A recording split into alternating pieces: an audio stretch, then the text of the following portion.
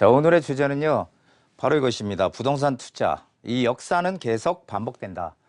과거의 역사를 통해서 우리가 앞으로 어떻게 될까 이런 것들을 밝혀보는 게 오늘의 강의의 가장 큰 핵심입니다. 자, 부동산 시장, 올해 시장 과연 어떻게 될까? 또 내년 시장 어떻게 될까? 우리가 사실은 부동산 전문가들도 이런 점쟁이가 아니기 때문에요. 어떻게 된다 이렇게 얘기하기는 어려워요. 그렇죠? 그렇다면은 제가 강의를 하고 있을 리가 없겠죠. 예. 자, 부동산 시장 향후 어떻게 될까? 하지만 한 가지 확실한 것은요. 부동산 시장은 지속적인 계속 상승만 하는 시장도 없고요. 계속 하락만 하는 시장도 없다라는 것입니다. 그래서 이 추세라는 말이 상당히 중요하게 생각이 되는데요. 이 추세에 따라서 시장은 오르기도 하고 내리기도 하는 그런 양상을 보인다. 추세에 따라 시장은 움직인다는 것을 꼭 염두에 두시면 좋겠습니다. 자, 그렇다면은 지금 현재 상황은 어떤가라는 거죠. 지금 뭐 다들 아시다시피 지금 현 정부에서 지속적인 강력한 규제를 통해서 압박을 하고 있죠. 부동산 시장을. 거기에 가장 큰 핵심이 뭐냐면은 이 집을 많이 가지고 있는 다주택자들 이꼴 투기권 이런 지금 인식을 정부는 가지고 있죠. 그래서 이 다주택자들 집 팔아라. 그렇지 않으면은 이 종부세라는 그리고 재산세, 이 보유세에 대한 이 세금 폭탄 맞을 것이니까 빨리빨리 팔아라. 이런 지금 얘기들을 하고 있습니다. 그리고 지속적으로 강력한 지금 압박을 하고 있죠. 자, 그래서 그렇다면 이 다주택자들이 어떻게 움직일까? 이거는 뭐 아주 빤한 얘기거든요. 집이 여러 채 있다면 가장 안 오르는 집을 먼저 팔겠죠. 예, 가치가 낮은 주택부터 먼저 처분할 것입니다. 자, 그러면은 일단 뭐 서울과 경기 지방에 가지고 있다 이러면요. 어디를 먼저 팔아요? 지방 걸 먼저 매도를 하겠죠. 예, 지방 걸 매도해요.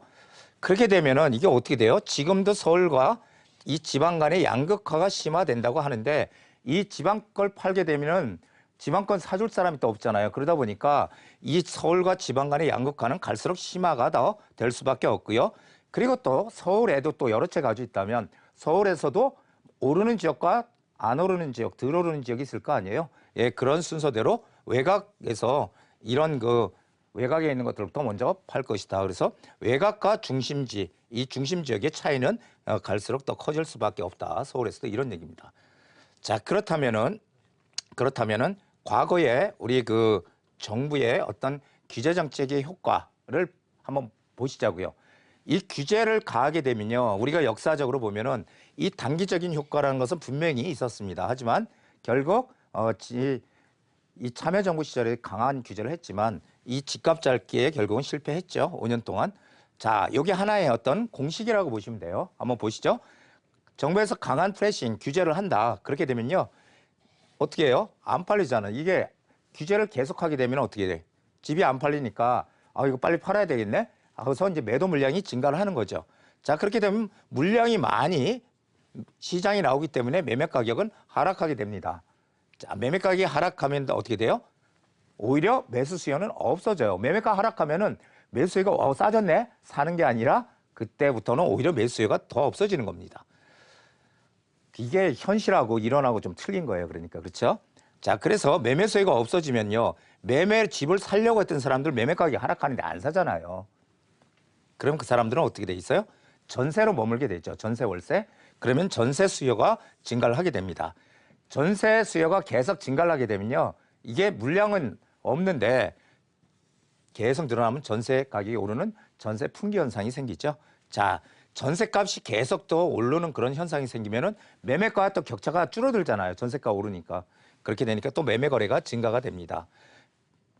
거래가 증가가 되면 어떻게 또 가격 상승으로 이어지는 이런 하나의 이런 흐름을 보여주고 있었다라는 것이죠. 예전에. 자, 그렇다면 이 다주택자 규제로 인해서 이 매매 시장이 안 좋게 된다면 이 전세 가격 폭등한 후에 다시 매매가 상승으로 똑같은 패턴으로 갈 것이다라는 것이 과거의 우리 부동산 역사입니다.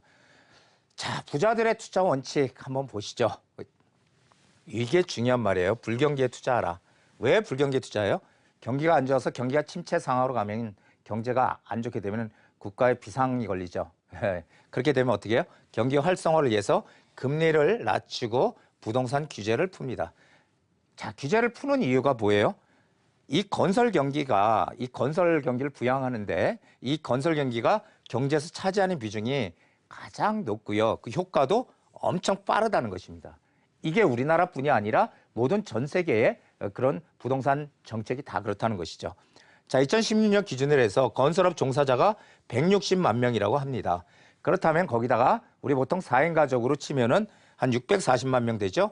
곱하면은 거기다 또 임대업, 부동산, 인테리어, 설비 뭐 이런 간접 산업까지 포함하면은 거의 한 1,000만 명 이상이 된다고 해요.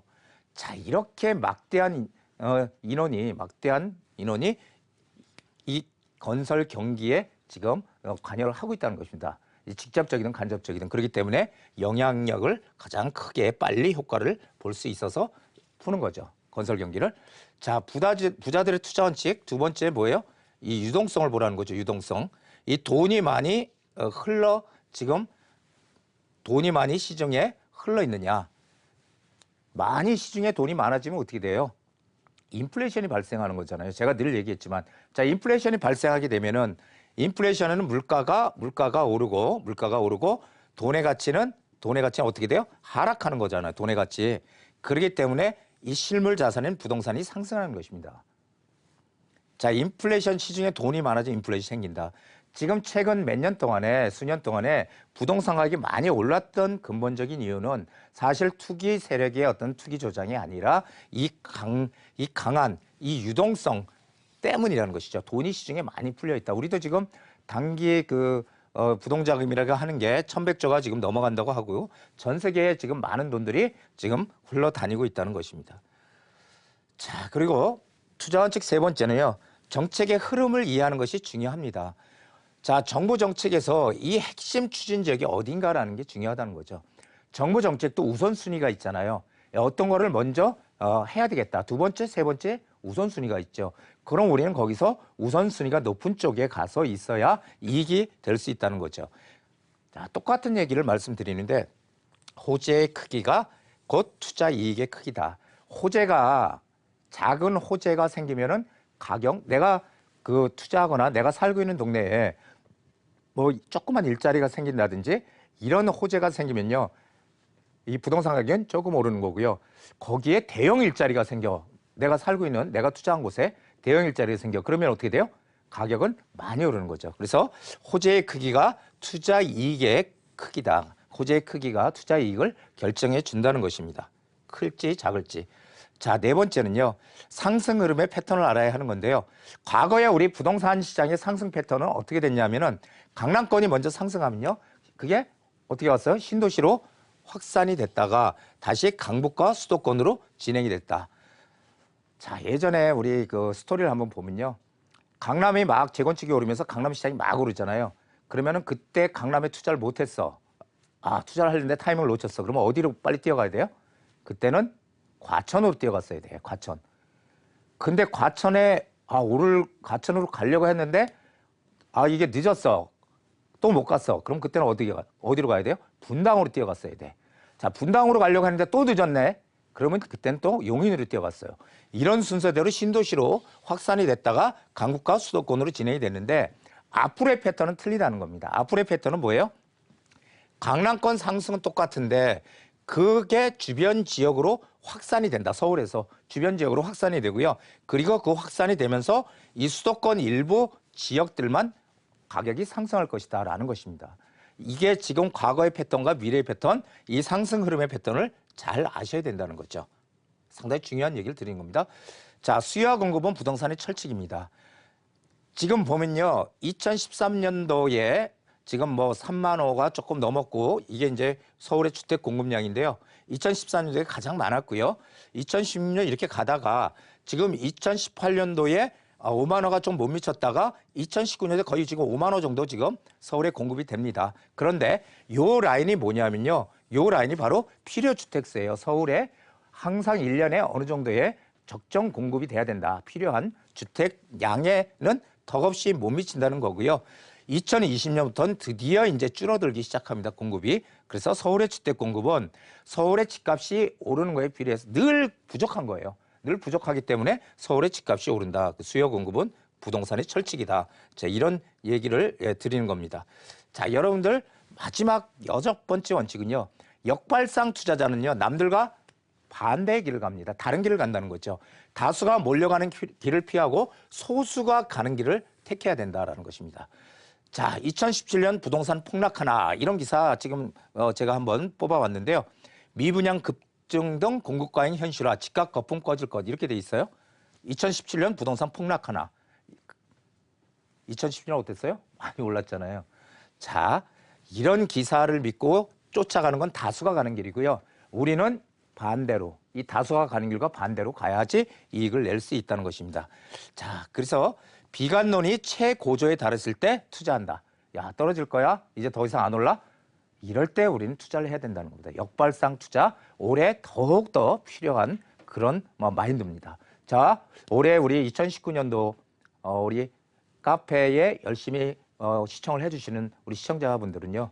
항상 남들과 다른 역발상 마인드를 가지고요. 올해 시장을 보면은 투자처가 반드시 보일 것이라고 저는 확신을 합니다. 자, 인생에서 마지막에 웃는 자가 가장 오래 웃는 자다. 이렇게 돼 있죠.